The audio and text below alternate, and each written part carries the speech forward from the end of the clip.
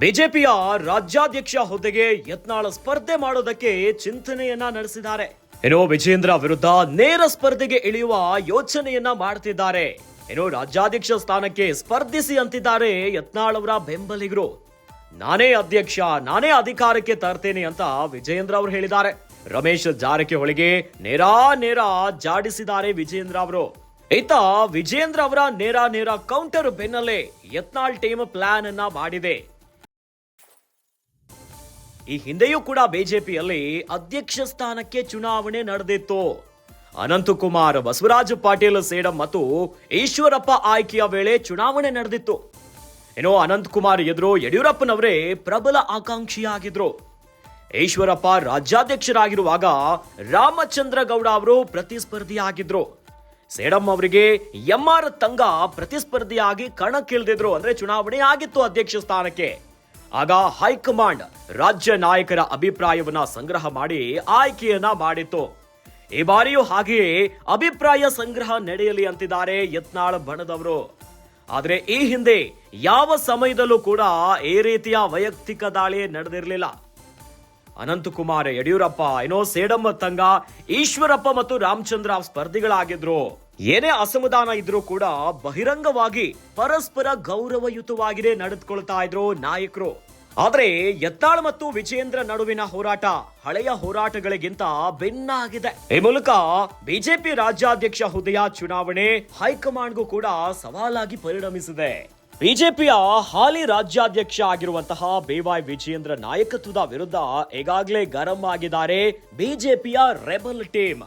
ಇವೆಲ್ಲದರ ನಡುವೆ ಬಿಜೆಪಿ ರಾಜ್ಯಾಧ್ಯಕ್ಷ ಹುದ್ದೆಗೆ ಯತ್ನಾಳ್ ಸ್ಪರ್ಧೆ ಮಾಡುವಂತ ಚಿಂತನೆಯನ್ನ ನಡೆಸುತ್ತಿದ್ದಾರೆ. ಈಗಾಗಲೇ ಕಂಪ್ಲೀಟ್ ಆಗಿ ವಿಜೇಂದ್ರ ಅವರು ಅಧ್ಯಕ್ಷರಾದ ಮೇಲೆ ಫುಲ್ ರಾಂಗ್ ಆಗಿಬಿಟ್ಟಿದ್ದಾರೆ. ಬಿಜೆಪಿಯ ರೆಬಲ್ ಟೀಮ್ ಅವರು ಪ್ರತ್ಯೇಕ ಹೋರಾಟ ಮಾಡ್ತಿದ್ದಾರೆ. ಸ್ವಪಕ್ಷದ ವಿರುದ್ಧವೇ ನಿಗಿ ಕೆಂಡಾಗಿದ್ದಾರೆ. ಇದರ ನಡುವೆ ರಾಜ್ಯಾಧ್ಯಕ್ಷ ಸ್ಥಾನಕ್ಕೆ ಸ್ಪರ್ಧಿಸಿ ಅಂತಿದ್ದಾರೆ ಯತ್ನಾಳ್ ಅವರ ಬೆಂಬಲಿಗರು. ನಾನೇ ಅಧ್ಯಕ್ಷ, ನಾನೇ ಅಧಿಕಾರಕ್ಕೆ ತರ್ತೀನಿ ಅಂತ ವಿಜೇಂದ್ರ ಅವರು ಹೇಳಿದ್ದಾರೆ. ಅಂದ್ರೆ ನಾನೇ ಮುಂದುವರಿತೀನಿ ರಾಜ್ಯಾಧ್ಯಕ್ಷನಾಗಿ ಅನ್ನೋದಾಗಿ, ಪಕ್ಷ ಕಟ್ಟುತ್ತೀನಿ, ಕೆಲಸ ಮಾಡ್ತೀನಿ ಅಂತಿದ್ದಾರೆ. ಇದರ ನಡುವೆ ರಮೇಶ್ ಜಾರಕಿಹೊಳಿ ಅವ್ರಿಗೂ ಕೂಡ ನೇರ ಜಾಡಿಸಿದ್ರು ವಿಜೇಂದ್ರ ಅವರು. ಇದರ ನಡುವೆ ಯತ್ನಾಳ್ ಟೀಮ್ ಈಗ ವಿಜೇಂದ್ರ ಅವರಿಗೆ ನೇರ ಕೌಂಟರ್ ಕೊಡೋದಕ್ಕೆ ಪ್ಲಾನ್ ಮಾಡ್ತಿದ್ದಾರೆ. ಯಾಕಂದ್ರೆ ಬಿಜೆಪಿಯಲ್ಲಿ ಈ ಹಿಂದೆ ಅಧ್ಯಕ್ಷ ಸ್ಥಾನಕ್ಕೆ ಚುನಾವಣೆ ನಡೆದಿತ್ತು. ಅನಂತಕುಮಾರ್ ಅವರು, ಬಸವರಾಜ ಪಾಟೀಲ್ ಸೇಡಂ, ಈಶ್ವರಪ್ಪ ಆಯ್ಕೆಯ ವೇಳೆ ಚುನಾವಣೆ ನಡೆದಿತ್ತು. ಆ ಹೊತ್ತಿನಲ್ಲಿ ಅನಂತಕುಮಾರ್ ಅವರ ಎದುರು ಯಡಿಯೂರಪ್ಪನವರೇ ಪ್ರಬಲ ಆಕಾಂಕ್ಷಿಯಾಗಿದ್ರು. ಈಶ್ವರಪ್ಪನವರು ರಾಜ್ಯಾಧ್ಯಕ್ಷರಾಗುವಂತ ಹೊತ್ತಿನಲ್ಲಿ ರಾಮಚಂದ್ರ ಗೌಡ ಅವರು ಪ್ರತಿಸ್ಪರ್ಧಿಯಾಗಿದ್ರು. ಸೇಡಂ ಅವರಿಗೆ ಎಂಆರ್ ತಂಗ ಪ್ರತಿಸ್ಪರ್ಧಿಯಾಗಿ ಕಣಕ್ಕಿಳಿದಿದ್ರು. ಎಲ್ಲವೂ ಕೂಡ ನಡೀತಾ ಇತ್ತು. ಆಗ ಹೈಕಮಾಂಡ್ ರಾಜ್ಯ ನಾಯಕರ ಅಭಿಪ್ರಾಯವನ್ನ ಸಂಗ್ರಹ ಮಾಡಿ ಆಯ್ಕೆಯನ್ನ ಮಾಡಿದ್ರು.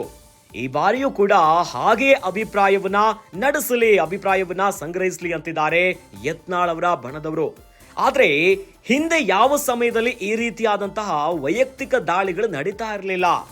ಅಂದ್ರೆ ಅಧ್ಯಕ್ಷ ಸ್ಥಾನಕ್ಕೆ ಚುನಾವಣೆಗಳು ನಡೆದಿತ್ತು, ಬಹಳಷ್ಟು ಪೈಪೋಟಿಗಳಿತ್ತು. ಯಾಕಂದ್ರೆ ಪ್ರಬಲ ನಾಯಕರೇ ಕಣಕ್ಕಿಳಿದಿದ್ರು. ಆದ್ರೆ ಬಹಿರಂಗವಾಗಿ ಪರಸ್ಪರ ಗೌರವಯುತವಾಗಿನೇ ನಡೆದುಕೊಳ್ತಾ ಇದ್ರು ಎಲ್ಲ ನಾಯಕರು. ಆದ್ರೆ ಈಗ ಹಾಗಿದೆಯಾ? ಇಲ್ವೇ ಇಲ್ಲ.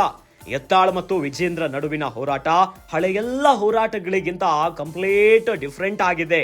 ಈ ಹಿನ್ನೆಲೆಯಲ್ಲಿ ಬಿಜೆಪಿ ರಾಜ್ಯಾಧ್ಯಕ್ಷ ಹುದ್ದೆಯ ಚುನಾವಣೆ ಹೈಕಮಾಂಡ್ಗೂ ಕೂಡ ಈಗ ತಲೆನೋವಾಗುಬಿಟ್ಟಿದೆ.